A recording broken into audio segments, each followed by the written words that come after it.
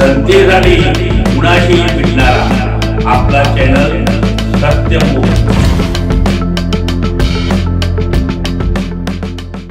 अथर्व पुजारी हे शिरोळ तालुक्यातील नरसिंहवाडी येथे राहतात। ते कामानिमित्त मंगळवारी कोल्हापुरात आले होते।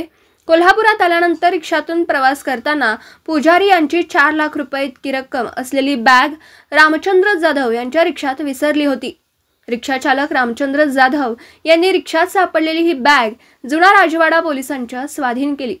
दरम्यान पोलिसांनी बुधवारी ओळख पटवून 4 लाख रुपयांची रोकड असलेली बॅग अथर्व पुजारी यांना परत केली।